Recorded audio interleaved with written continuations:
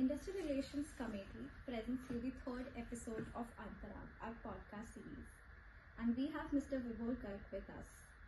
Hello, sir. Hi, Shubhangi. So we'll start with our very generic question. Give us a quick introduction of your industry and what motivated you to enter this industry. Okay, so this, I would say this happened like by chance. I actually am an engineer by, my first degree was engineering, and then I did my MBA. So I was a core engineer. I did development, testing, support, whatever engineers, usually IT engineers do.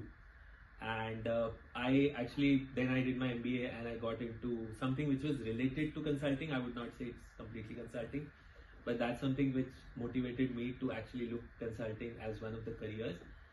Though I didn't get an opportunity before that, I tried getting into companies which are related to consulting and getting into a consulting role, but I was not getting through. I changed a couple of companies after that, and then once I actually was giving an interview and I got this opportunity to work in a consulting role, I actually bagged it with both hands and just got into it.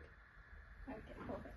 So looking back, were there any moments which shaped your values and aspirations you have right now? There have been, I'll say there have been a lot of mentors in my life from my early childhood. I actually tell that my grandparents have been a lot of motivation for me from my childhood. They have actually taught me a lot of values since my childhood. Also, the way how my childhood have been, where I have stayed mostly outside, away from parents for a long time because of my dad's job.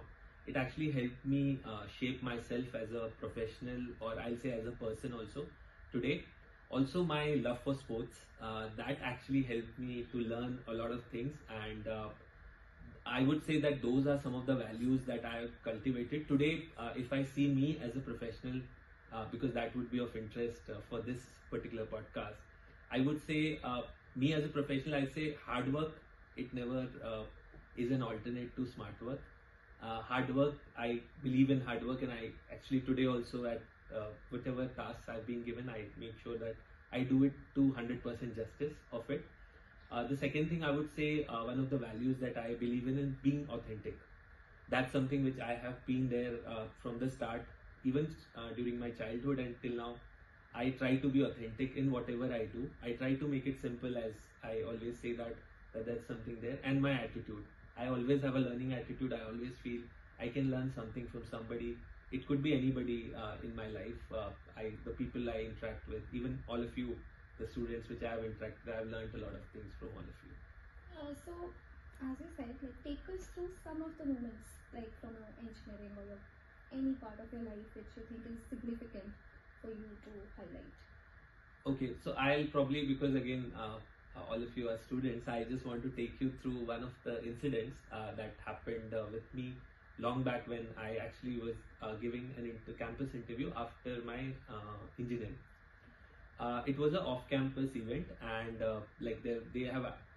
We were still in college, but our college took us to an off-campus event where there were around 35 colleges, engineering colleges from a particular state, and there were around 2,200 students, and they had positions, I guess, around 100, and finally they selected 67.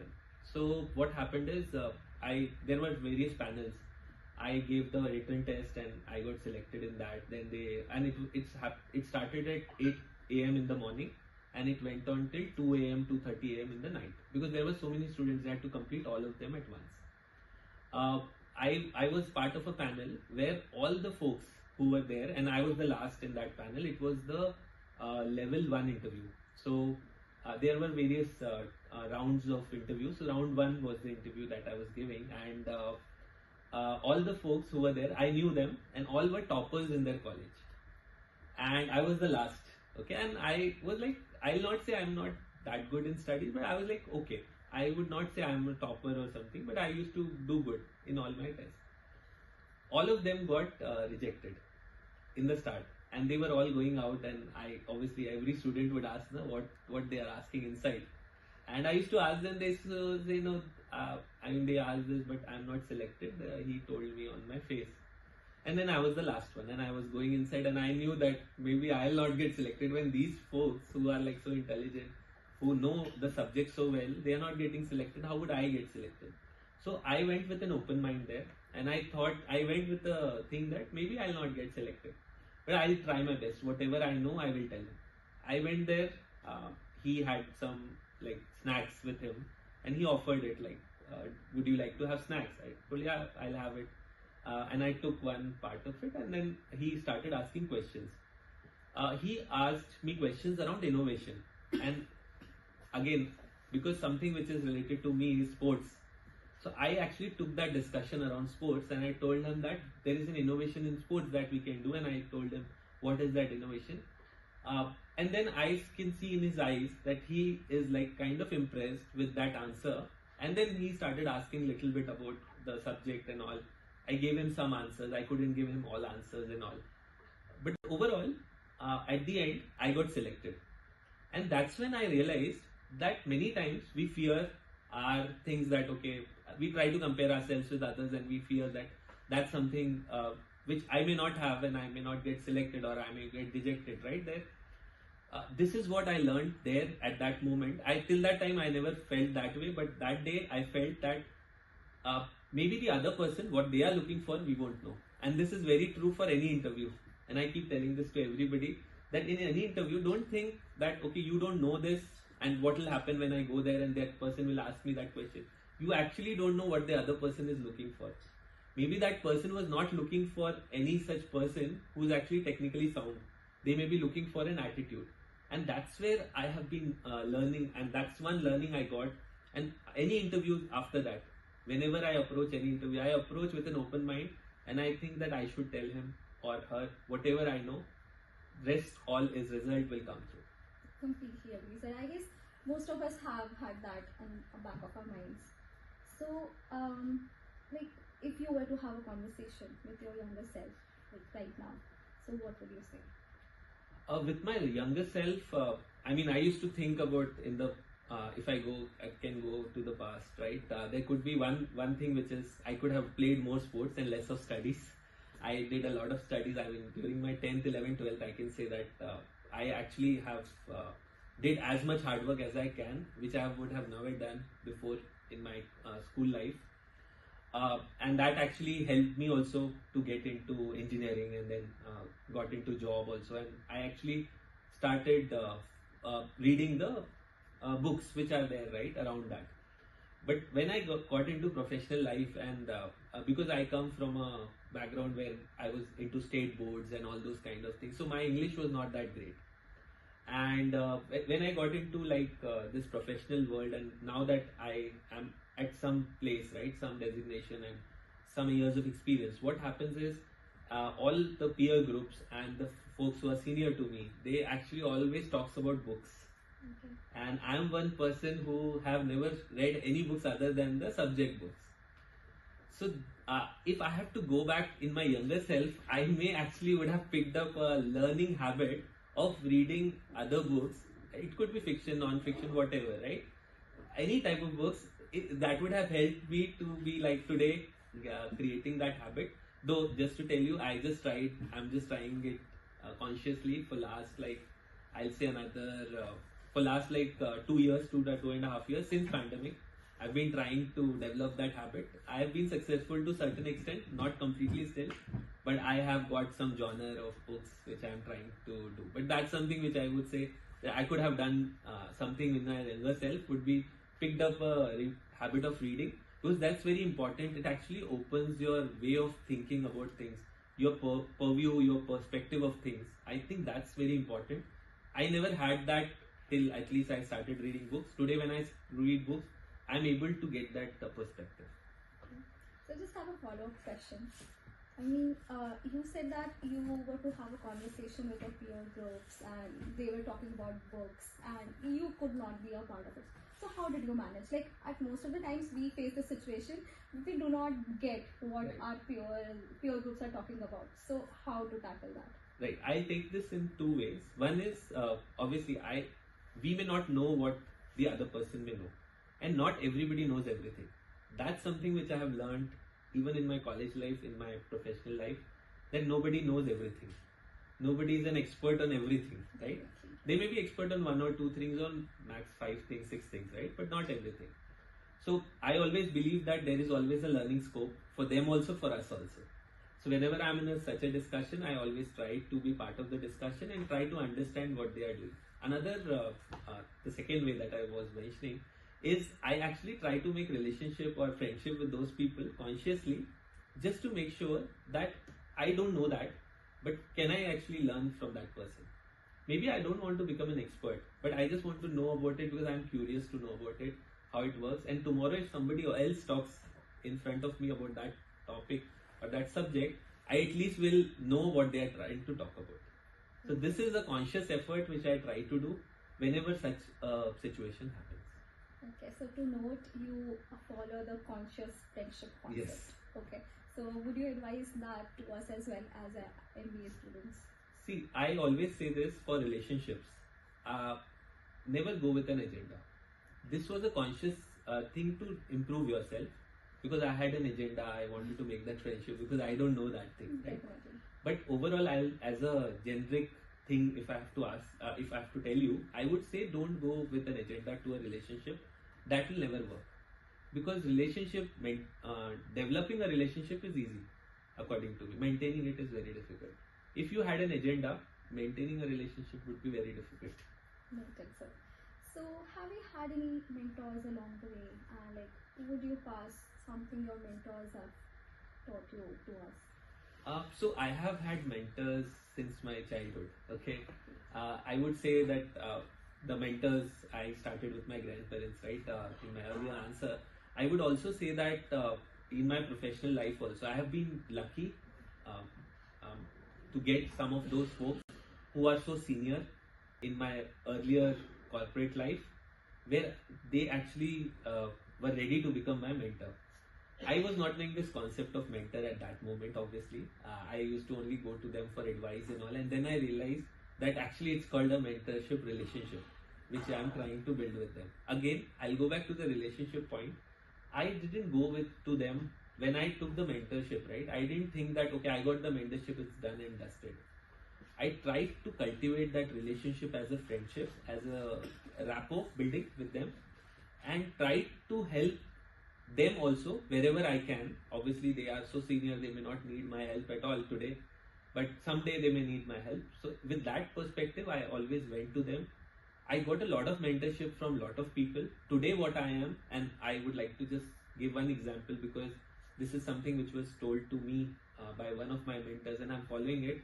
And I think everybody who comes to the corporate life can actually divide it that way.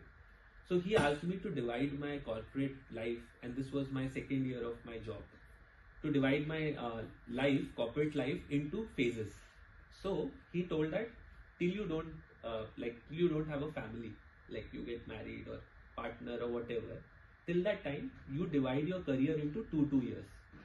Every 2 years, try to switch. It could be switching of the company or switching of the role. Okay, it could be any of those things. I followed that for the first half of it. Then once I had a family, I actually, he told that you need to divide it into 5 years.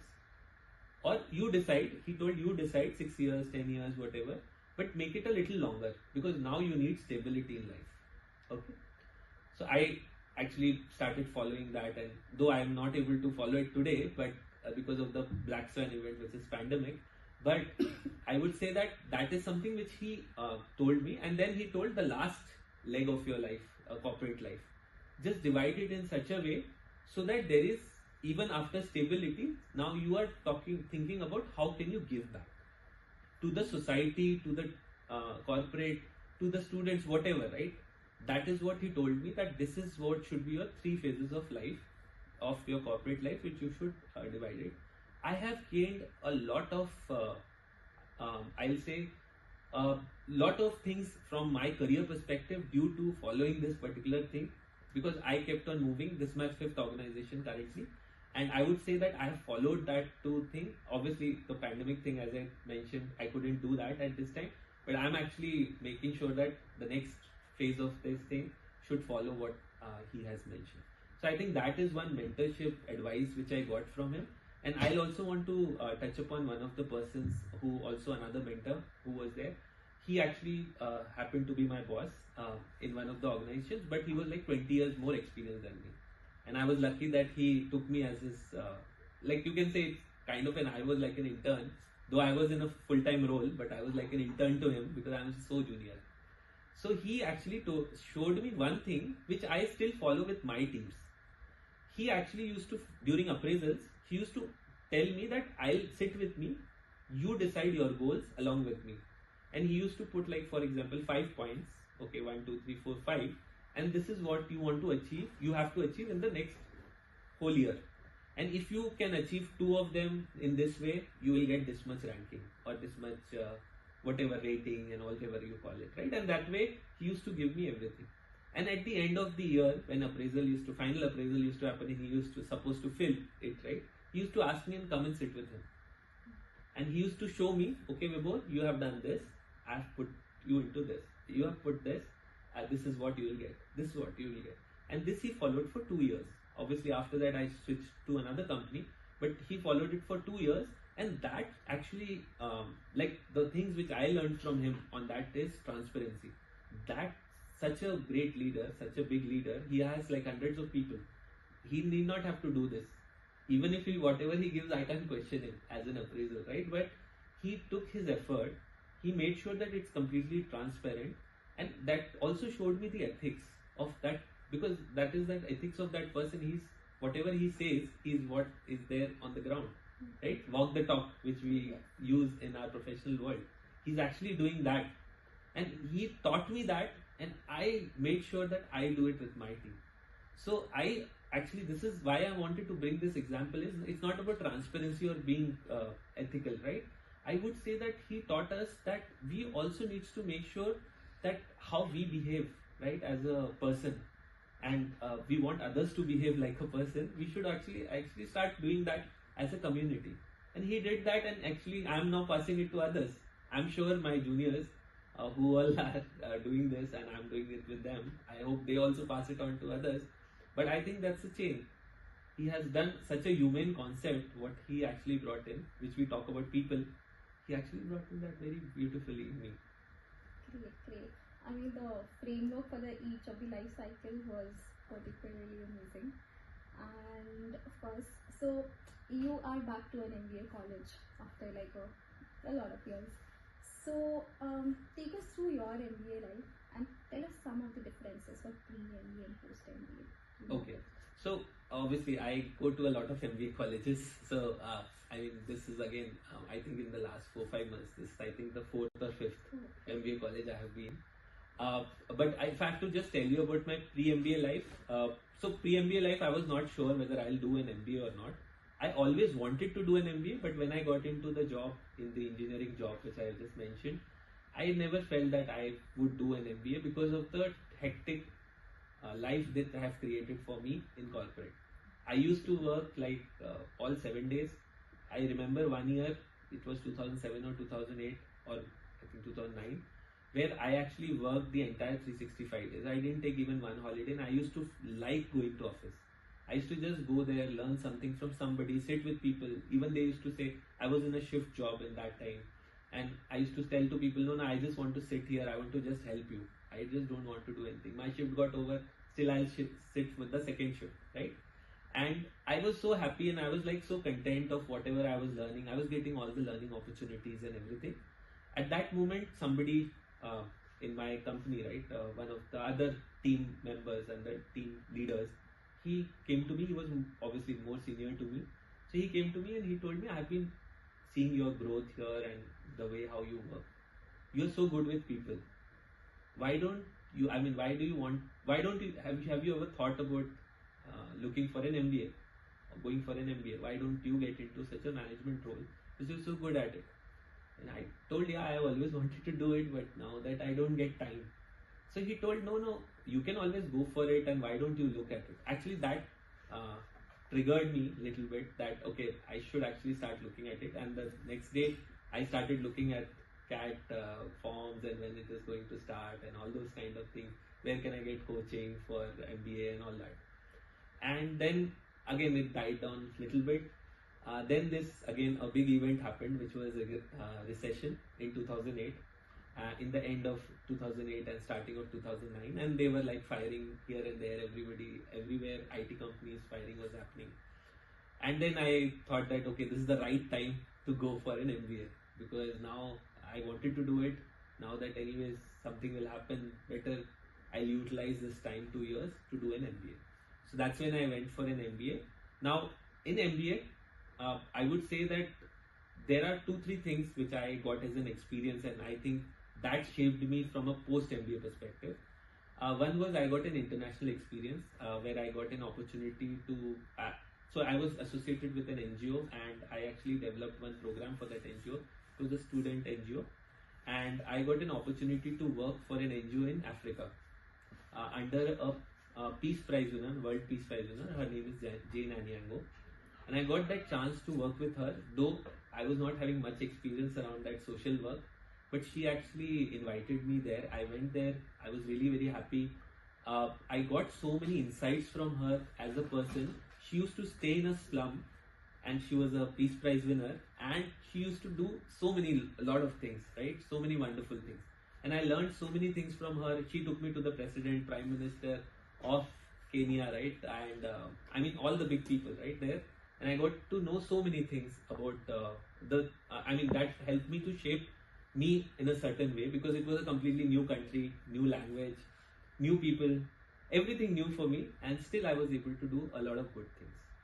So that was one of the experiences that I can talk about. The second experience was my internship, which all of you also do, right? And I wanted to actually make sure that this internship, those 2 months, 2.5 months, I give my 100%, 200%, whatever I can give. I used to, and I did it in a government organization. So obviously they have some work timings and they don't work after that and all those things. What I did is, I used to actually sit there as much as I can. I used to go early.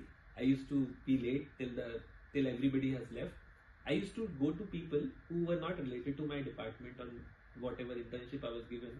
And I used to go to them and I used to ask them, do you have something for me? Or just try to create that friendship and to get some work from them, which I can do, which maybe not related to me, but I can actually learn it. And that was something, again, I got to know that so many people, so many big people who are there in the industry, right? They were all very open and saying, at least they used to tell me, okay, I don't have anything, or I have something which you can't do. Or somebody would say, yeah, I need help, can you please help? And that is where I actually learned so many things about, okay, there is nothing impossible when you want to create a relationship around the thing. And that is what I would say as a post-MBA was my thing. My first job after MBA, I actually got 3 roles. And other 2 roles which I didn't pick up, I knew about it.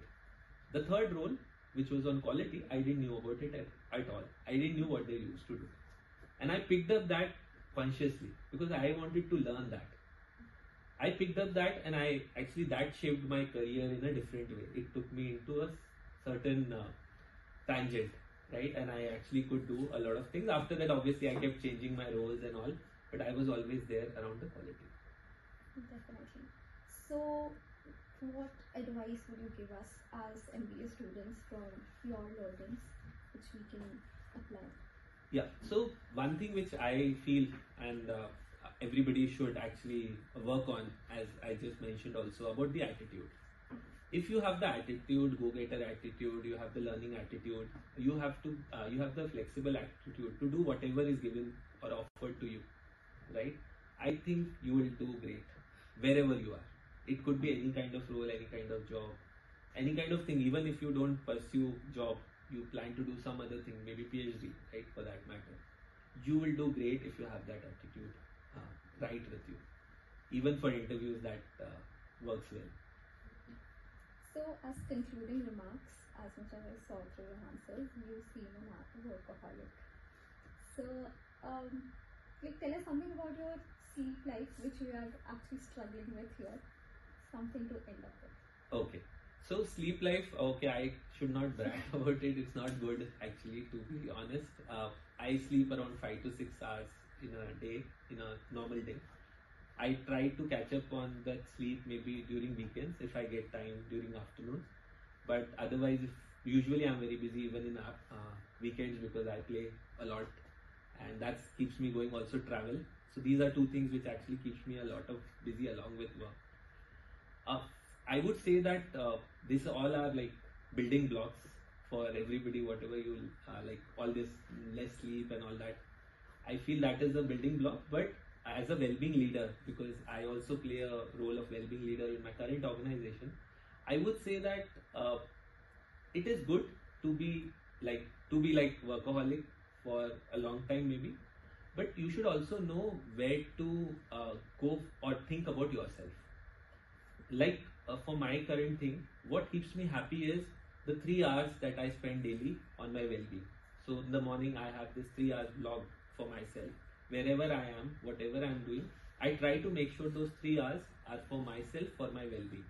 But again, obviously I didn't do this from the start, but I always was associated with sports, with travel, which was close to my heart.